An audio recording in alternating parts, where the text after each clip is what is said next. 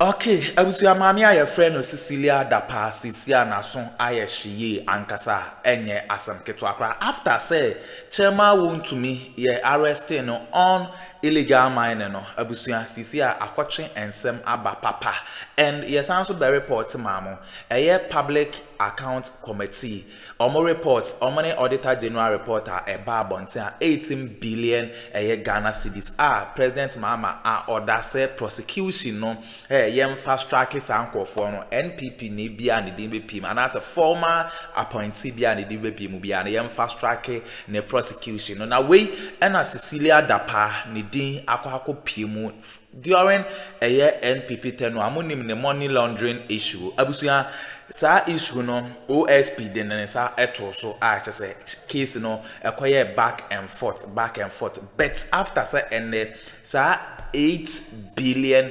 misappropriate of funds no ye de brem no abusuya maame no din epima ni case no right now ya set it up judge sa ye ba be fast track ne prosecution utie enkomo ekokọ so maame ne betumi akọ 40 years abusuya mom yanko na yankonko ti ensema ekọ so unsubscribe ya subscribe it, like it, share ma afofron so ensa entumi enkabi Ghana Politics Avenue. So and don't forget to click on the notification bell so that any update be a drop biano. Once able to me akabi, Madam Ase. I'm going to prescribe solutions to some of the problems. I have 7 of them. The first one is what we do in public awareness. We need to educate people on accountability and transparency, which is very important. That, you know, it is not smart to be stealing. People think that if you are smart, that means you know how to steal. That culture that a minister or governor appointee will go and meet, if you go and meet a corrupt culture, it is easy for them to corrupt you. If you are incorruptible, they will find a way to kick you out. They will say you are not a good person because you're fighting against a moving tide. So we should watch that. The second one I'll talk about is how we promote a whistleblower act. That we should do a lot of things that when people come and talk about this person is doing this and we investigate, we should reward whistleblowers, which is very important. And the president have done this by giving a portal that you can report some of these things. Because in Ghana, if you go and report somebody and you're not careful, your life is at stake. So whistleblowing act is something that we should be working on. The third prescription that I have is how to enhance the public financial management. So we both talk about the internal auditors. What are they doing at the various ministries, departments, and agencies? How we budget. So if the budget numbers are inflated, how do we make sure that we bring the numbers down? How we do our accounting system and how we report on our accounting system. Are we using FIFO, first in, first out, or last in, first out, or the average system? So these areas, any accounting technique that you use, there's a potential way of being corrupted, and you need somebody to check on that. Then the other one is how we implement our audit report recommendations. So all these recommendations by the Auditor General, they make recommendations, and in the end, nobody is prosecuted, nobody goes to jail, nothing happened. It's just kumbaya, and we say goodbye and go home. And if you continue to do that, and people know that it won't end anywhere, they will continue because it is the easiest way to get into richness. And we'll talk about something serious that we've never looked at. Most of the leaders we have in this country, right from NUCs, because I was also at NUCs, right from NUCs, student leaders, straight to main politics and their ministers, and you know, they are making a lot of money. They have never worked for other people. Saying that from SRC, from student leadership, so straight to main leadership, main, or you NUCs, know, yes, then you go to straight to political leadership. And they have never worked for anybody. You see, working for somebody, you learn a lot. Then you go to government. Yes. You learn a lot working for people. You know, sometimes your bosses will frustrate you, all those So that's things. why we have the richest people being the main politicians. So what the Western country, people have been telling me, but I picked those because of the best practice that we can. They allow students to work. From 16 years, we are working at McDonald's, we are working at Best Way, Subway. It's because they want you to learn customer service, how people can frustrate you. People are working even at the universities that they go to school, they are working, they are cleaning. You learn customer service so that by the time you finish university, it's not just that thinking somebody has money there, you are going to look for it. So you have experience. But most of individuals in politics now, just straight from student politics to main politics, and they don't have any practical experience dealing with people. But does that mean you should be corrupt? That shouldn't mean you should be corrupt. I am ending with another thing, Kwame. What I'm saying is that I started by saying that if the tenants that you talked about are already corrupted, and you decide not to corrupt yourself, they will find a way to kick you out. Let me give a typical example. A minister, I'll not mention names, and it's not in this government, but previous government, said that he was appointed a minister, and people started coming to his office and say, oh, congratulations, congratulations, take this for lunch. Oh, congratulations, take this for lunch. And then in the end, when you open the drawer, you put them in the drawer. $10,000, $5,000, $2,000. So, hey, Ejume, so just launch this. Guess what? Before he knew, his business card that they took, that take my business card, you can call me. They were using it to do other things until the president called him at that time that people are using your name for this. So the people you are going to meet are already corrupted. And if you try to push against that moving tide, they will find a way to get you out. That means we have built a culture that the upright people here don't survive. It is the corrupt, because if you don't join them, they will find a way to kick you out. So how do we solve that corruption part where we don't join them, but we are there to change, and then they will embrace that kind of change? We need to look at a way of doing that. You talk about pastors and individuals. We are all going to churches and the mosques. Yeah. So where in lies the 18.4 billion that we are stealing? You see, NSPPD, what God cannot do. So are we hypocrites that we and then my pastor is Archbishop Oyedepo, Nigeria. Okay. Yeah, Winners Chapel International. Then I listen to a number of them also around. Otabo, I used to follow him. See, so we have people, and I think that if the churches and the mosques have not come, then things would have been worse. Mashallah. Things would have been worse, because even with this, look at what is happening. The other one, I like what the president talked about, is the fast tracking of prosecution. We have to work on a judicial system and make sure that we serve deterrent to those who are corrupting themselves. Hefty jail terms, confiscate their assets. You need, if it's real estate, take all the buildings away. If it is the money that they have taken, make sure that you take all their money away. We still have Cecilia Dapa's case. What has happened to it? We have an office of the special prosecutor saying that influence peddling is not corruption. And I didn't know what to even say. If nobody can have access to you, Roland Walker, because you were president, and I come to tell the person that, give me 10,000 cities, I will let you see Roland Walker. You give me 10,000, and the next day I'm sitting in front of Roland Walker. Is that not corruption? That is influence peddling. It's corruption, clearly. Prof, let me ask you a question. What has happened to Bawumia? So we can mention names, Kwame. We can mention names. But the follow-through seizes. We are talking about them where it is scary to me when you said nothing will happen. If we say nothing will happen, then we are not breaking that cycle. If it becomes cyclical, that if it becomes cyclical, that every day things happen, we meet and talk about it, drill people, they will sweat a little bit and they go home and nothing happens, then that's not how we are solving it. And somebody steals a goat and he's put in jail. I mean, you took my time on. The last two is that we have to strengthen institutions and oversight. So the park, we have to strengthen the park and make sure that they have they can prosecute individuals, and then the Auditor General's strong institutions. Yes, we need to strengthen our institutions and oversight. And then the last one is we have to improve transparency and accountability, and that means online platform that we can track how some of this money goes. But then finally, we should question people who acquire wealth and we don't know the source of it. That's lifestyle audit. Yes, we have to ask, even in our homes, when your dad buys a car and you know that his salary cannot buy, Dad, where did you get the money? We should begin that culture of questioning our family people who acquire wealth shortly. And ex-President Mills did that, right? He went to the customs and asked them that, you saw it, we all saw the video, that how come that people come to customs and within 2-3 years you put up a mansion, where do you get the money from? We should begin to ask questions. The why will solve the problem for us. Do you have a son? Yes, sir. Do you have a daughter? Yes. Have they ever questioned you about how you bought a property? They will question me. Have they ever? They will question me. No, have they? My case will always question me. Have they? Yes. Have they? Yes. Okay. Because I've trained them that way. Please. Because it won't happen. No, that and Solo here today. Please. It won't happen. Ebo? Yeah, I think. So there are key considerations, and I'm going to premise this.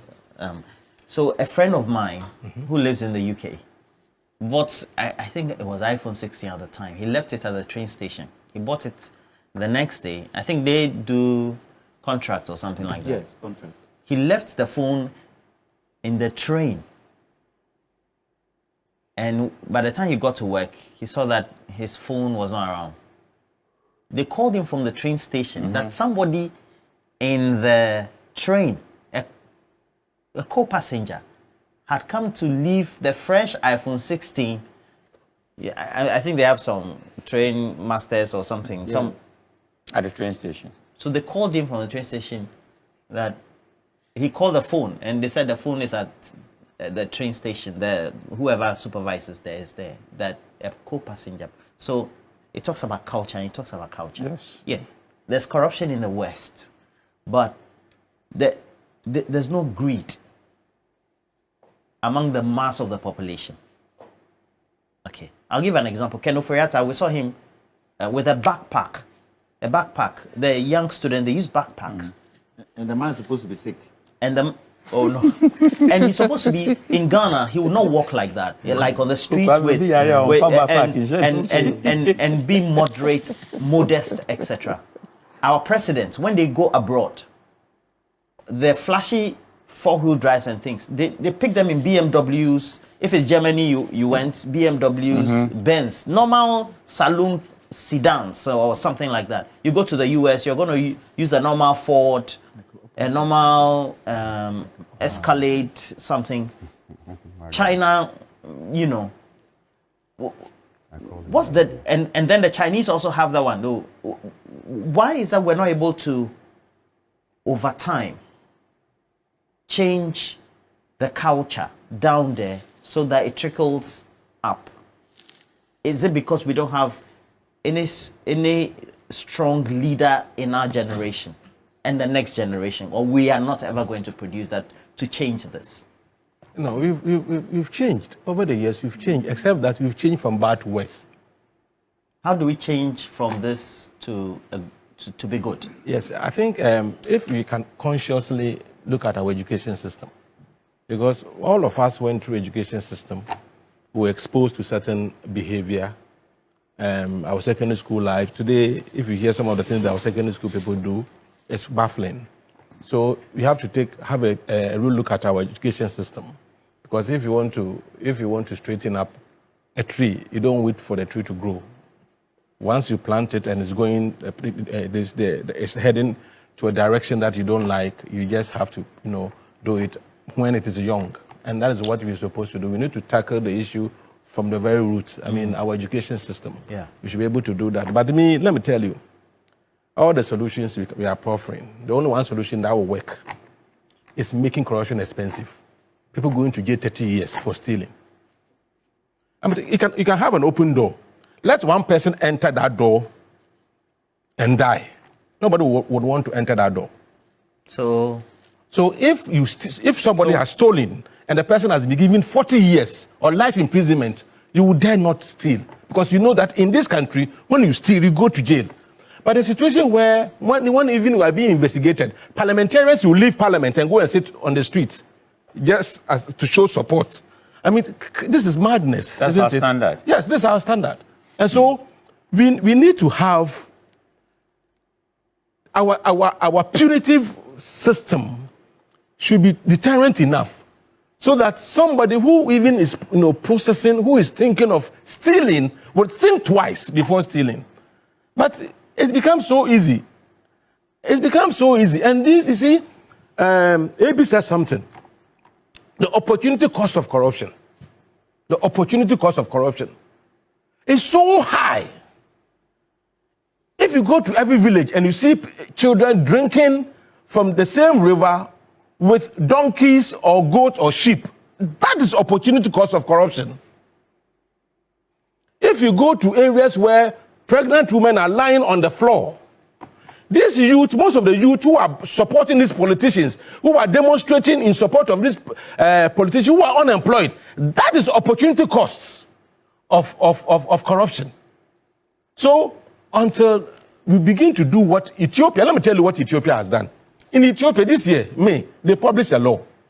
And you say, oh, every law should be, is it proactive or what? They have passed a law that is retroactive. It goes back 10 years. And 10 years, if you're a public servant or a political appointee, if you've acquired assets, and the cost of asset is more than 10 million of their currency, and you're not able to justify, if they see that there's disproportionate connection between your salary and the assets that you've acquired, they will confiscate it to the state. Go to Singapore. some of their laws, even in Ethiopia, some of their laws, the burden of proof is on the state. If you are living exorbitant life, if you have put up 5 mansions, when your salary cannot put up even 1 mansion, why should the state be the one to prove that it is not yours? You have to prove that, yes, I acquired it lawfully. So the burden of proof should be on the person, not on the state. So I think we are over-practicing democracy. And therefore, people are taking advantage of that to plunder this country. And that is why we are still here suffering as a nation, going to IMF all the time to borrow $3 billion. That is spread over 4 years or how many years? 5 years. I mean, and paid in tranches. I mean, that is crazy. Yeah. That is crazy. Mr. Maliba, how do we address this? For example, you, the parties, the NDC MPP, for example. I wanted to make a point. No, wait, your time will come. They say raise additional 4 million before you file. You've paid your main 500,000. You add additional 4 million. NDC also raise some of the figures, not in the same. Are we moving to another topic? No, not necessarily. But they're financiers, and so we've created that culture. How do we change it? And it has to start with the political elites. What do you think? You have diverted my train of thought, but how do we resolve this? You see, the problem has to do with your notion of what is good and what is bad. Your notion of how do I position myself in such a way as not to be corrupt. Because there are people in this country, they have stolen with their hands, with their feet, and with their stomach, they've stolen. They are filthy rich, but they are still corrupt. That is sickness. That is disease. So they've stolen with their head too? Yes. They've stolen with look, they've catched the money everywhere, and they are still corrupt. You would have thought that they would have divested their activities, because now that they are rich, they will now do something which is lawful. Aha. But is it their fault? I say it's not their fault, because there's nothing that restrains them from doing that. You talk about the exorbitant fees the MPP is charging. It is not out of a vacuum. That amount they are charging their candidates, it's not out of vacuum. It's a strategy. The MPP sitting at their headquarters know who, when he was in power, how he was getting his money. So they know who can pay. That's it. They know. Were we not here when somebody wanted to buy all of our hotels? So if such a person is to pay 4 million, what is it? 4 million. 4 million. What is that? He said he's already paid. I'm saying that again. They know who, when they were in power, what they grabbed. So they also want to take some for the party. Are you making a claim that they are using it to raise that's it. That's what they're saying. I said they want to also collect it. You collected it in government, so now the party needs it. There's one person who didn't grab. I don't understand. Yes. And that person is crying everywhere. Yes. They've given 24 hours. Who? I don't know. It's No, but he hasn't said he said he can raise it, but he thinks it's not right. You didn't follow the discussions up to today. He's challenging it. You didn't follow the discussion up to today. The man is saying that type of money, he never saw it. Yes. Oh, How? The man is saying that he wasn't in that category. So he alone. And they gave it, did they give this other people 24 hours? 48 hours. 48 hours. They quickly paid. But I don't know whether today is the day So they've given you, I don't know whether they've given 48 hours. Yes. I don't know whether today he will be able to do it. So, Have you spoken to him? He need 4,000 people to raise 1,000 Ghana cedis each for him, and then you have the 4 million. why is he going to get that 4,000? So, when the MPP... But he's been in government before. When was that? When Change DMV. the topic, eh? So, when the MPP make those outrageous fees, charges, they know the contestants and they know what they are capable of raising. So leave the MPP aside. That they are in a different world. But that is unfair. No, you see, when we are talking about corruption, you don't talk about the devil himself. They are in a different world. We are talking about these matters in Parliament. How do we check that? Look, no amount of religious prayers can stop corruption. You can go to mosque 5 times a day, it won't stop corruption. NSPPD? You can do everything. What God cannot do, cannot... Now, what you can do... What God cannot do does not exist. No, the church, church, mosque don't stop corruption. What stops corruption is making it... You know, the lady who has been jailed. Oh. I'm saying... Agrada cannot... No shrine too can stop corruption. Because you mentioned the name, I'm just going there. What can stop corruption is to make corruption a high-risk venture. He mentioned it. A high-risk venture. And there must be a no-nonsense attitude towards it. A no-nonsense attitude towards it. Yeah. Indeed, you know, we missed an opportunity during the Rawlings regime. That was when we should have dealt a heavy blow to corruption, but we missed it. How we missed it, I don't know, but we missed it.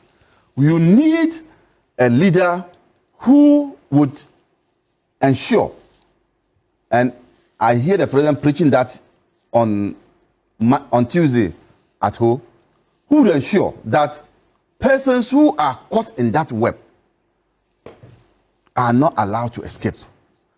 And if they are not allowed to escape, they go to jail. And when they go to jail, others will see. And at that point, you begin to see that people will be changing their lifestyle. Look, do you know that when Martin Amidu was appointed as a special prosecutor, the refrain in most ministries was that, hey, I don't want Martin Amidu to call me. Oh, I don't want Martin Amidu to call me. That was the refrain in the ministries. Because they know there's a no-nonsense person. Corruption doesn't like pampering, no? Because when you pamper corruption, in fact, it will turn around to consume you. You, the one who is pampering it. It will turn around. Because there's so much money that, apart from God, you can literally pay everybody out. So, you need a selfless leader who will say that, look, I am going on this trajectory and I'm going to ensure that I nail it. Okay. That's how to do it. Okay, abusia we ne ensema ekoso ewo political highway so Cecilia Dapaa ehun ensem na ye debre ene stolen state funds former NPP appointees ne be wi no ehun ensem na ye debre me beda masesa mo jepene kokoti sa ensem we edemai aha Ghana Politics Avenue so beda masese